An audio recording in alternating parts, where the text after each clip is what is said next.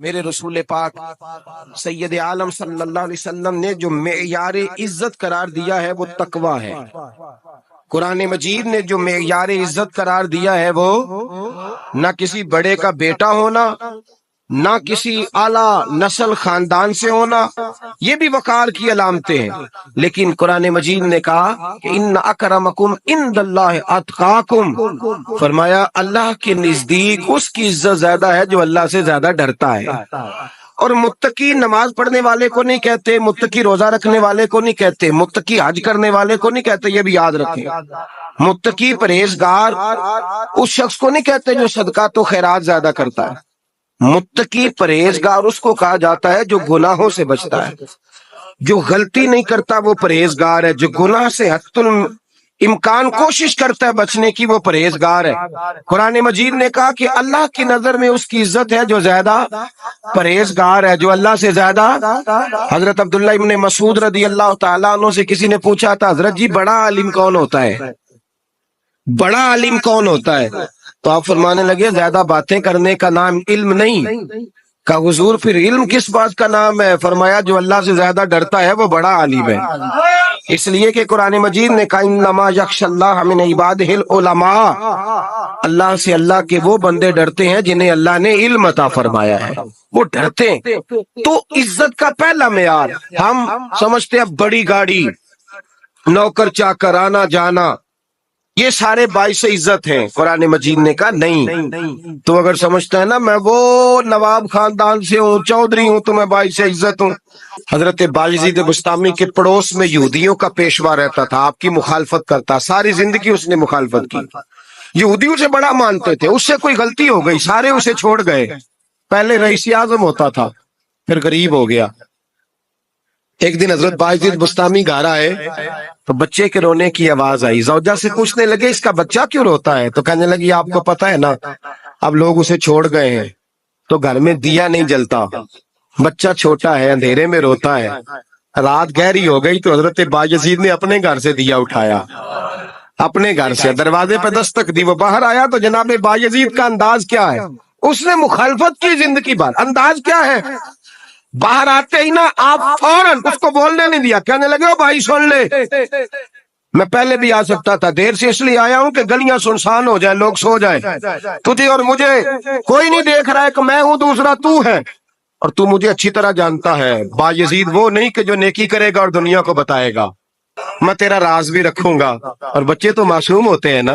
فرمایا میرے بڑے ہو گئے تیرے چھوٹے ہیں، یہ پکڑ لے دیا گھر میں لے جا، اور میرا وعدہ ہے کسی کو ساری زندگی اس نے مخالفت کی۔ وہ شخص کہتا ہے مجھے بولنے کا موقع ہی نہ دیا، دیا دے کے چلے گئے۔ اگلی شام پھر آئی، رات گہری ہوئی تو پھر دروازے پہ دستک ہوئی، میں باہر گیا، نیا چراغ، نئی بتی، نیا دیا، کہنے لگے دیکھ کوئی نہیں دیکھ رہا، میں اس وقت آیا ہوں جب تنہائی ہو، اور تو مجھے جانتا ہے میں غلط بات بھی نہیں کرتا، یہ دیا رکھ لے، میں کسی کو بتاؤں گا بھی نہیں۔ کہتے چلے گئے۔ تیسرا دن آیا تو وہ یہودی کہتا ہے میرے صبر کا بندھن ٹوٹ گیا، میں ٹوٹ گیا، ان کی نیکی نے مجھے خرید لیا، ان کے معاف کرنے نے ان کی عزت میرے دل میری روح میں بڑھا دی۔ کہتے ہیں جب دروازے پہ دستک دی میں باہر آیا، انہوں نے دیا تھمایا، کہنے لگے دیکھ بھی کوئی نہیں رہا، اور تو مجھے جانتا ہے میں مصطفیٰ کا غلام ہوں، میں جھوٹ بھی نہیں بولتا، میں بتاؤں گا بھی نہیں، تیرا راز رکھوں گا۔ کہتے ہیں انہوں نے دیا تو اس یہودی پیشوا نے شور مچانا شروع کیا، کہنے لگا مسلمانوں باہر نکلو، یہودیوں باہر آؤ، عیسائیوں باہر آؤ۔ شور مچ گیا، لوگ چھتوں پہ چڑھ گئے، کیا ہوا کیا ہوا؟ کہنے لگا یہ بایزید ہے، میں یہودیوں کا پیشوا ہوں، میں نے ساری زندگی جھوٹے الزام لگائے، ساری زندگی اس کو بدنام کرنے کا ہر حربہ استعمال کیا، جو مجھ سے بن سکتا تھا میں نے کیا، پر یہ عجیب شخص ہے، یہ پرسوں بھی مجھے دیا دے گیا ہے، آج بھی دے گیا ہے، کل بھی دے گیا ہے، میں ساری زندگی اسے رلاتا رہا، اور اس نے میرا چھوٹا سا بچہ بھی میرے بچے کا رونا بھی اس سے برداشت نہیں ہوا۔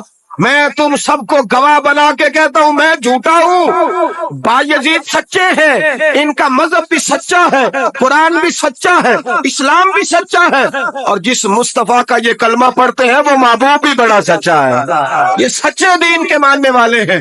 کہنے لگے میں تمہیں گواہ بنا کے مصطفیٰ کا کلمہ پڑھتا ہوں اور تمہیں بتاتا ہوں کہ آؤ سارے در رسول پہ جھک جائیں۔ بھائی یاد رکھیں، سمجھیں، غور کریں، عزت درگزر سے، اب اس پر میں زیادہ بات نہیں کر سکتا، عزت درگزر سے ملے گی۔ ایک تو آپ کو عزت عاجزی سے ملے گی، تقوی سے ملے گی، عزت درگزر سے ملے گی، عزت قناعت سے ملے گی، عزت کم بولنے سے ملے گی۔ اور اگر زیادہ عزت لینی ہے اور عزت اتنی لینی ہے کہ چھا جاؤ دنیا میں، اگر چھا جانے کا شوق ہو نا تو پھر رب فرماتا ہے میرے مصطفیٰ کی غلامی کر لو، پھر میرے نبی کی ہو جاؤ۔ قل ان کنتم تحبون اللہ فاتبعونی یحببکم اللہ، فرمایا تم میرے نبی کے ہو جاؤ، دنیا بھی تمہاری اور دنیا بنانے والا خدا بھی تمہارا ہو جائے گا۔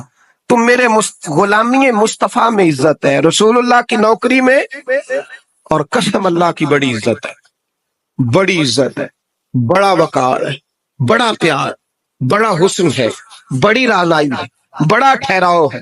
یار وہ جو لوگ کہتے ہیں نا میں پتہ نہیں کون ہوں، کہاں کا رہنے والا ہوں، یار نہیں لوگ پوچھتے تو کون تھا، تیری برادری کیا ہے، تو کہاں کا ہے، نہیں پوچھتے۔ تیرے لبوں پہ اگر ذکر مصطفیٰ ہے تو دنیا تیری غلام ہے، اگر تو حضور کا ہے تو پھر سارے دامن مصطفیٰ سے جو بھی لپٹا وہ یگانہ ہو گیا، اور جس کے حضور ہو گئے اس کا زمانہ ہو گیا، جس کے حضور ہو گئے اس کا، اقبال کہتے ہیں قوت عشق سے ہر پست کو بالا کر دے اور دہر میں اس میں محمد سے اجالا کر دے، اور کی محمد سے وفا تو نے تو ہم تیرے، کی محمد سے وفا تو نے تو ہم تیرے، یہ جہاں چیز ہے کیا لوح قلم تیرے۔ رسول اللہ کی غلامی عزت دیتی ہے، نبی پاک کی نوکری، اللہ کرے آپ بول پڑے آمین کہنا، نبی پاک کی غلامی عزت دے، حضور کی غلامی۔ یار بندہ بالکل بے عمل ہونا، بالکل تو میری طرح داڑھی رکھ کے پگڑی باندھ کے بس میں بھی چڑھ جائے تو کئی لوگ سیٹیں خالی کر دیتے ہیں، کہتے ہیں بزرگوں یہاں آ جائیں، حضرت جی یہاں آ جائیں، تو پھر عزت کس چیز کی ہوئی؟ سنت مصطفیٰ کی ہوئی نا، پھر عزت نبی پاک کی سنت کی ہوئی نا، وقار کی ہوئی نا۔ ایک صاحب، ایک بچے نے داڑھی رکھ لی تو مجھے آ کے کہنے لگے حضرت جی لوگ بڑے بڑے لقب دینے لگے ہیں۔ میں نے کہا کیا؟ کوئی کہتا ہے حضرت صاحب، کوئی کہتا ہے قاری صاحب، کوئی کہتا ہے حافظ صاحب، کوئی کہتا ہے علامہ صاحب۔ تو میں نے کہا تیری موج نہیں بن گئی، 4 سالوں میں حفظ ہوتا ہے، تجھے مفت کا لقب مل گیا ہے، عرص نظامی 8 سال میں ہوتا ہے، مفت کا علامہ بن گیا ہے، تجھے وقار نہیں دے دیا اللہ تعالیٰ نے، عزت۔ میرے اعلیٰ حضرت فرماتے ہیں عزت در رسول پہ ہے، عزت حضور کی۔ اور اعلیٰ حضرت نے ایک بات لکھی ہے بڑی قیمتی، اور میں نا جب کبھی پریشان ہوتا ہوں نا تو میں یہ والی بات کھول کے پڑھتا ہوں اعلیٰ حضرت، یہ بات ڈھارس بندھاتی ہے، ڈھارس توانائی دیتی ہے، پورا مضمون باندھا ہے۔ اعلیٰ حضرت کہتے ہیں بیروپیہ تھا مداری، روپ بدل بدل کے دکھایا کرتا تھا، بادشاہوں سے انعام لیتا تھا۔ ایک دن اورنگزیب عالمگیر کے پاس آ گیا، کہنے لگا میں روپ بدلوں گا، اگر آپ پہچان نہ سکے تو میں انعام لوں گا۔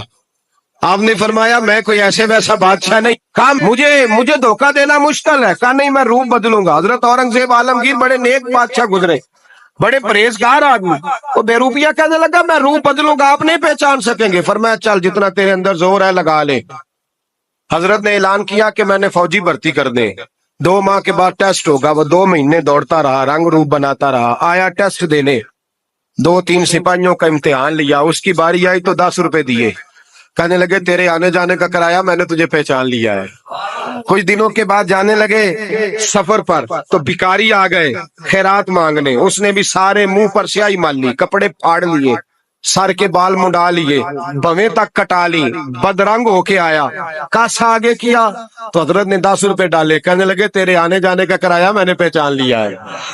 کچھ دن گزرے تو ٹیچر کی ضرورت تھی، اس نے مونچھیں بڑی کر لی، داڑھی نکلی لگا لی، سر پہ جنا کیپ پہن لی، ایک شیروانی لے لی اور ہاتھ میں چھڑی پکڑ کے آیا، کہنے لگا میں استاد ہوں، 2-4 بندوں کا امتحان لیا، اس کی باری آئی تو 5 روپے دیے، 10 روپے دیے، کہا تیرا کرایہ میں نے پہچان لیا۔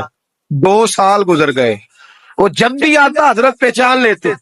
ایک دن سفر پہ جا رہے تھے، بہت بڑا لشکر تھا، جہاد کرنے جا رہے تھے اورنگزیب عالمگیر، تو دیکھا ایک پہاڑی ہے، پہاڑی پہ لوگ جا بھی رہے ہیں آ بھی رہے۔ اورنگزیب عالمگیر پوچھنے لگے یہاں کیا ہے؟ کہنے لگے ایک بابا جی بیٹھے ہیں دعا کرتے ہیں، اللہ کے نیک بندے ہیں۔ اورنگزیب کہنے لگے یار پرانے لوگ سارے ہی اللہ والوں کو مانتے، یہ بھی مصیبت آئی ہے جتنی نہیں آئی ہے، سارے لوگ ہی مانتے۔ کہنے لگے ذرا میں دعا نہ کرا لوں، اچھے کام جا رہا ہوں۔ औरंगजेब बादशाह थे, बादशाह लोग नाजुक मिजाज होते हैं, घोड़े से उतरे, बड़ी मुश्किल से पहाड़ी पे चढ़े, ऊपर गए तो लाइन लगी है, बाबा जी कार में बैठे, कहने लगे मैंने मिलना, मैं औरंगजेब हूँ। उन्होंने कहा हमारा बाबा उस तरह का पीर नहीं कि अमीर आए तो रंग और हो, गरीब आए तो और हो, यहाँ अगर मिलना है तो लाइन में लग जाओ, सब एक जैसे हैं। अब लाइन में खड़े हो गए, 50 आदमी आगे थे, कहते हैं 51वां नंबर था, थक गया धूप में खड़ा खड़ा। जब मैं पहुंचा गार के दाने तो मैंने बाबा जी के चेहरे पे नजर डाली तो बड़ा नूरानी चेहरा, बड़ी खूबसूरत लबो लहजा। मैंने कहा मेरे जैसा आदमी भी पगड़ी बांध ले जो अच्छा लगने लग जाता है, बड़ा खूबसूरत अंदाज। कहते हैं मैं उनके पास अत्ताहियात की हालत में बैठ गया। मैंने कहा हुजूर मैं जा रहा हूँ जिहाद करने, दुआ करना। बुजुर्गों ने हाथ उठाए, अल्लाह इसकी मदद फरमा, दीन को गलबा अता फरमा, इससे दीन का सच्चा पक्का सिपाही बना।